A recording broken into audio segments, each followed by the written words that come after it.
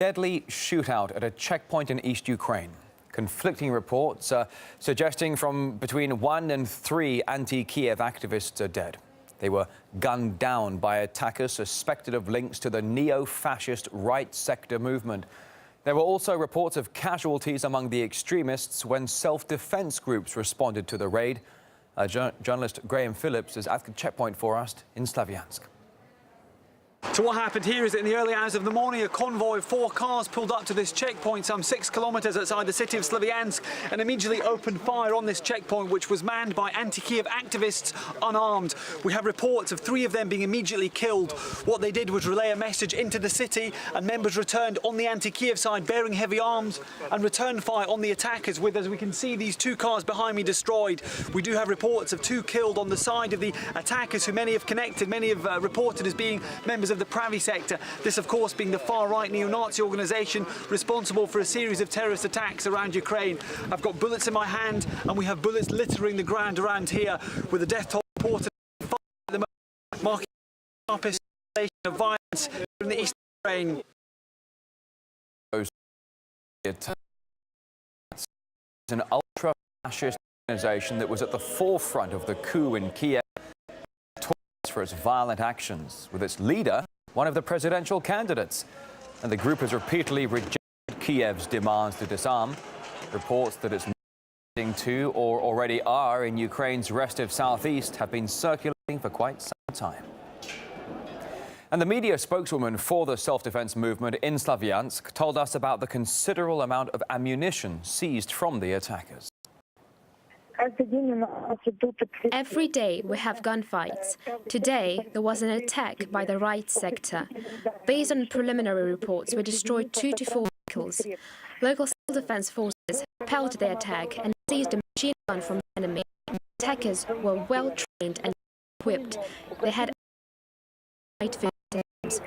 Local self-defense groups used whatever weapons were available to them: pistols, hunting rifles, etc. The right sector used bullets prohibited under the Geneva Convention. We know it was the right sector because they wore special uniforms and yellow armbands with the logo. Each of the dead attackers had $1,000 in cash on them. There are casualties on both sides. We will bring you much more on the situation as soon as we get it here on RT International. This week saw Kiev launching a military crackdown on the protesters, seeking to curb the anti-Maidan rallies in the east, but the attempt fell flat. Let's take a look now at how the events have been unfolding in recent days for you. The deadline that Kiev had set for protesters to disperse expired at the end of last week. Dissent then started sprouting up in new areas across the east and south of Ukraine. By last Monday, administrative buildings and police stations were occupied by activists in at least 10 towns and cities. One of the fiercest confrontations happened in the town of Gorlovka, where people were demanding that the police chief step down. They seized his headquarters along with the town hall. It was after that that Kiev made good on its threats and started a military crackdown. Tuesday saw the first casualties. 4 protesters were killed when the army stormed and seized an airfield near the town of Kramatorsk. 3 more were killed on Wednesday as they attacked a military base, and that was in the town of Mariupol. And the same day, Ukrainian soldiers refused to shoot at their own people and switched sides to join the protesters, this happening in the town of Slavyansk. And following the de-escalation deal struck in Geneva, the military operation was declared inactive on Friday. However, the army remains poised for action in the town of Izium, and activists still man the barricades all across the region. But who are these protesters and who are these activists? Journalist Ryan O'Neill investigates. Carrying guns and carrying banners, hiding behind masks and protesting with faces open to the world, seizing buildings and stopping tanks with bare hands. Different approaches, but one common message. The people here have had enough. We're peaceful people who simply demand that the Ukrainian authorities listen to us. We've been silent for too long. We were busy working. We were feeding the rest of Ukraine instead of boosting our own economy. But now we've had enough. Now, the old and popular faces may have been swept aside in Kiev, but the new authorities raise even stronger apprehension. We are against the illegitimate fascist government that came to power as a result of a coup. The authorities in Kiev don't listen to us. They just want us to feed those Nazi collaborators. Donetsk sends money to Kiev. It pays for them. For the protesters, it's not about simple defiance of the interim authorities. It's about having a voice, being heard, and more importantly, deciding their own fate. For a month we've been rallying, asking for a referendum, and only after a government building was taken they heard our voices. I want the money we earned with our blood to stay here. The passions here are running high. Just 2 months ago, they witnessed people power in Kiev removing an elected government, and therefore now believe that they have every right to do the same and make a stand here. I belong to a self-defense unit of Donetsk People's Republic. We're here to defend the regional administration from the right sector. We expect an operation against us at any moment. I want to explain why we're doing this. We got intimidated. Our rights and language were undermined. Our miners are working extremely hard, but look at our towns. They're left in complete disarray.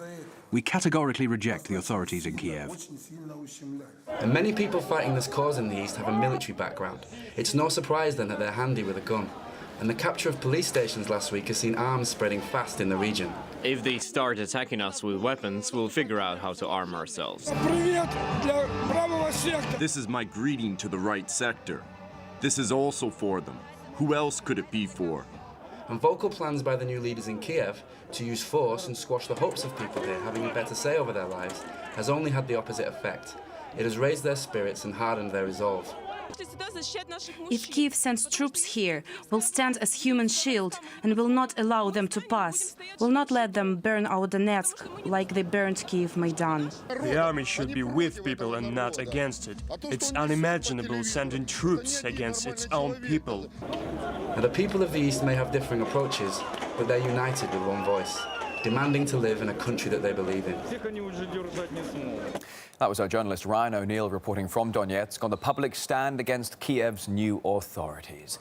Now, on the other side of the barricades are those who Kiev sent in to forcefully quell crowds, as well as a regular newly established National Guard is in action for the first time. Concerns over the loyalty of the Ukrainian military and security forces actually pushed the post-coup government in Kiev to form yet another armed branch. The National Guard is completely independent from the country's army and police. Its main tasks being curbing what Kiev calls terrorism and stamping out hotbeds of separatism. It's largely made up of Kiev's self-defense units that brought about the very violent change of power in Ukraine, with radical elements feared to be playing a very big part. The new government in Kiev announced it was setting up a National Guard precisely in order to incorporate the paramilitary fighters of the right sector into something that would look more like a state organisation.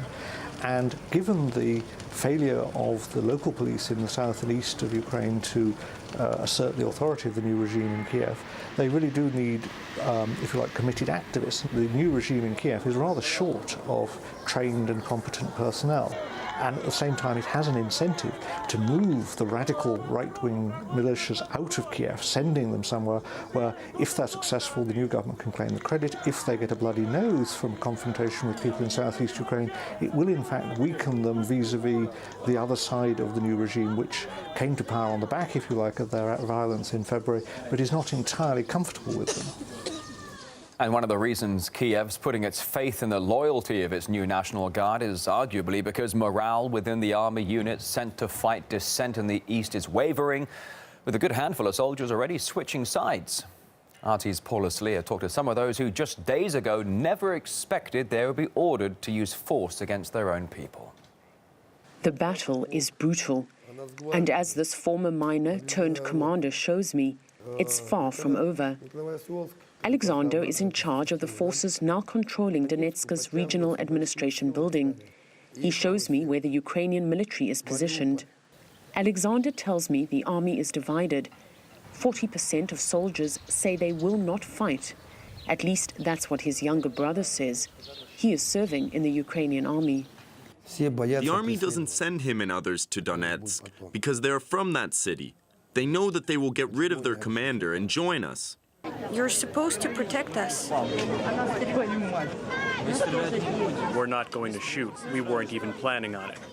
But that's not how everyone feels. If they tried to storm the base, which is a guarded territory, I would use arms. That's what I should do according to the law. And this border guard we spoke to is also ready to open fire.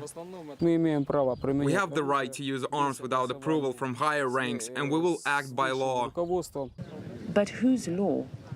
Confusion ensued earlier this week when the army entered Kramatorsk in eastern Ukraine.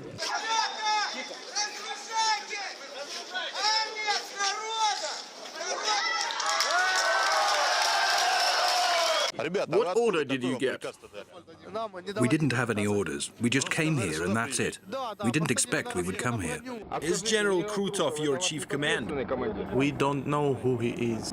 How do your soldiers feel? We're all tired. We do not know what's going on, but we will not shoot. No way. In another incident, dozens of soldiers sent to Slavyansk, also eastern Ukraine, refused to follow orders. The situation is taxing on everyone. This barracks in the Ukrainian countryside seems almost like an oasis. It's so peaceful and quiet here that you can almost forget about the unrest gripping the rest of the country. But we're warned not to speak a word of Ukrainian. Doing so here could put our lives in danger. There is not one place in Ukraine today that is untouched by the fighting. Pauluslia RT, Donetsk. And a deal to cool the tension was signed in Geneva this week. That was after marathon talks between top diplomats from Russia, the US, EU and Ukraine. They made tentative steps towards meeting each other halfway and to try and end the months of political turmoil.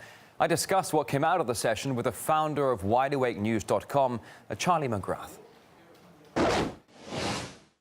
The document here that discussed in Geneva, it calls on illegally armed groups to lay down their weapons. Who were the illegally armed individuals? Who are the people that want to stay under the control and protection, in a lot of cases, of Russia? Are they going to be forced to give up their weapons? Are some of these that we know to be neo-Nazi groups going to be forced to give up their weapons that are backed by the West? Window dressing is what this appears to be, to me at least. Quick solution or not, do you think the actual planned constitutional process will really be able to appease most of the people in Ukrainian society? It's, again, not an accident that this situation has turned into such a quagmire that it has. You know, we the U.S., shoulder a lot of this burden, 65-plus programs, billions of dollars to help destabilize the elected government of Ukraine. This is what began this whole mess. So is going be all road to peace. And the Russian public got its annual chance this week to press the president on what matters to them, and it was Ukraine they wanted to hear about. Out sending tanks, troops and artillery against their citizens. During 4 hours of live TV, Vladimir Putin faced just a range of questions on the Kremlin's response to its neighbors' woes. More on that for you just ahead here on RT International.